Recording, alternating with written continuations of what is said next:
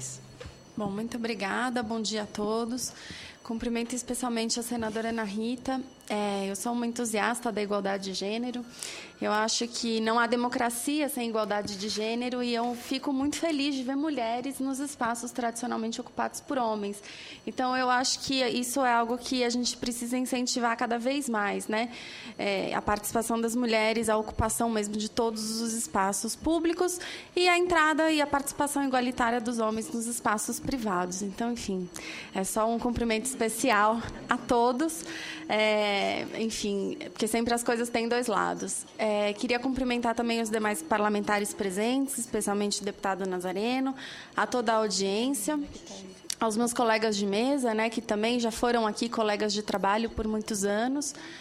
Então, que me traz ainda mais alegria de estar nessa mesa, né, hoje lançando essa obra, que foi fruto de muito trabalho e muita dedicação.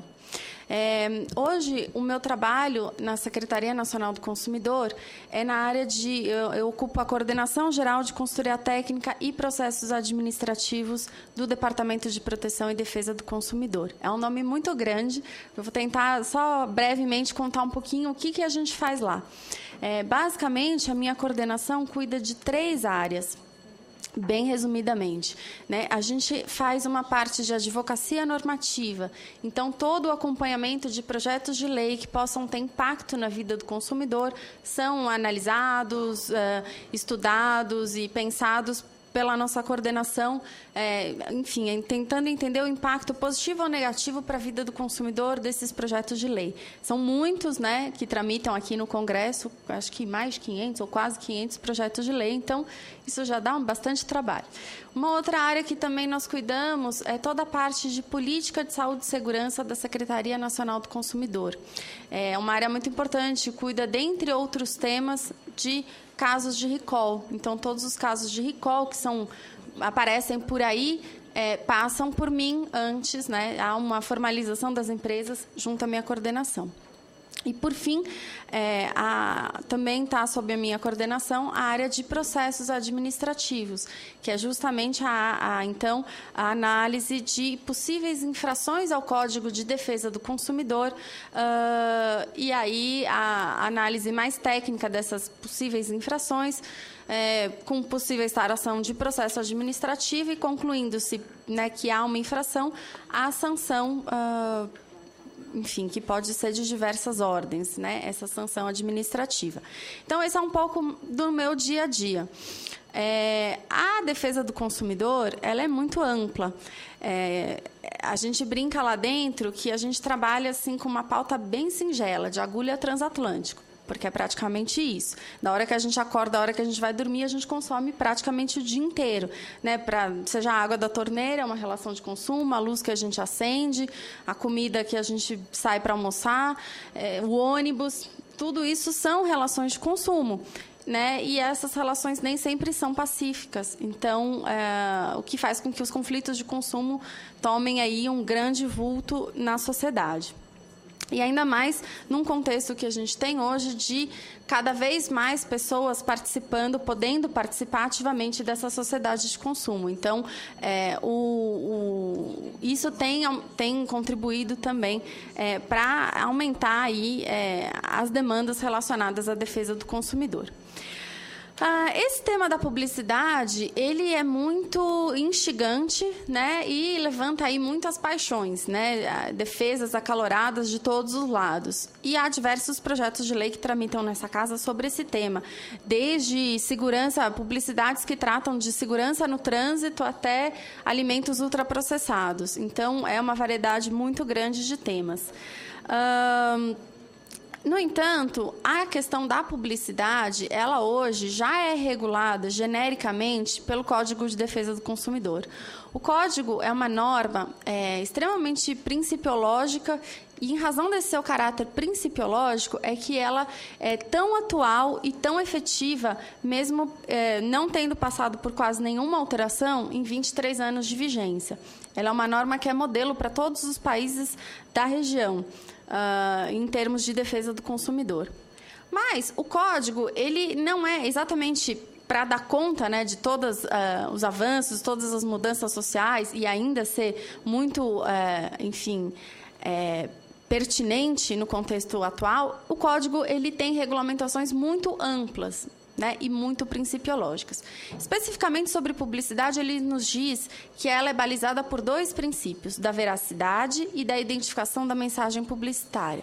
Então, primeira coisa, a publicidade deve ser verdadeira. Eu preciso saber, né, que essa mensagem ela não engana, seja por omissão de informações, seja por informações erradas.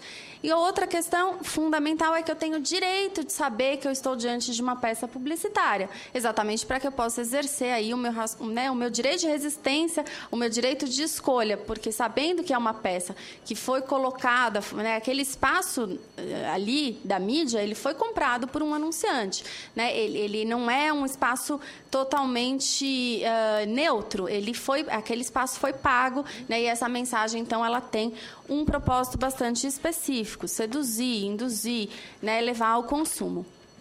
Até aí, não há nenhum problema, né? Faz parte da sociedade de consumo. A publicidade ela é um mecanismo, uma rodinha importante dessa sociedade de consumo. Agora, quais outros limites o Código, então, nos traz? Esses 2 princípios, né? A publicidade enganosa é uma forma de publicidade ilícita. E qual é a outra forma de publicidade ilícita que o Código nos traz? É a publicidade abusiva.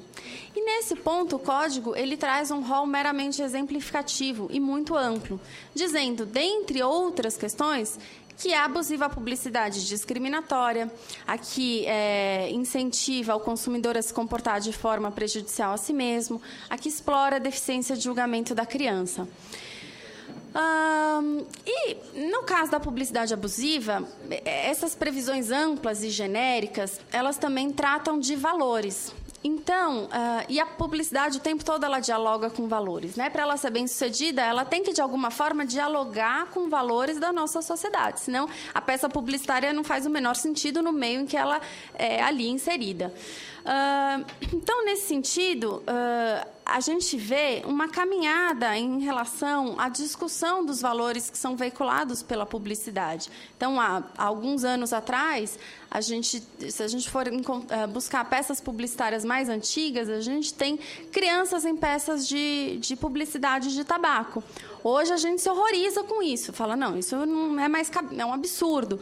Mas, não sei quantos anos atrás, isso era normal. Isso não é só no Brasil, mas como no mundo todo. Então, essa discussão ela é muito importante que aconteça ampla e abertamente com todos os setores da sociedade. Porque, no fundo, o que a gente está discutindo aqui é que tipo de valor e que tipo de tolerância a gente tem para o que é anunciado e como isso é anunciado, né? Então, a proteção às crianças... Prometo que vou encerrar no meu 1 minutinho a mais. A proteção à criança ela já é uma previsão do Código de Defesa do Consumidor, né? A criança como um sujeito mais vulnerável do que aquele consumidor que já é considerado vulnerável. Então, é uma proteção, digamos, adicional à condição de criança. Né?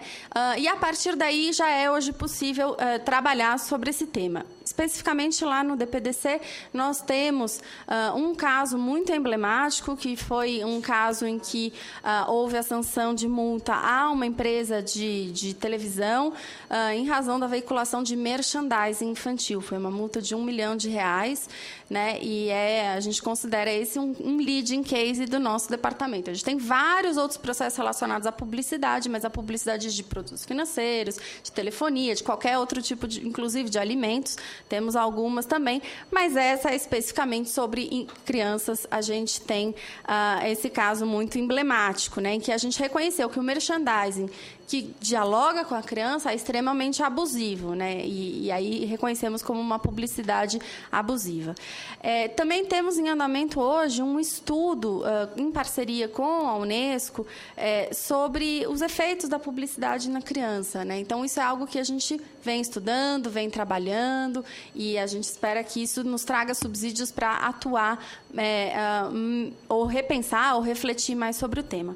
Só tentando responder ainda um pouco as perguntas que foram feitas, trazendo outra pergunta para a mesa, acho que um ponto central que a gente precisa discutir quando se fala de criança, né, e mídia é o seguinte: A participação de criança em qualquer publicidade, independentemente do setor que anuncia, é trabalho infantil?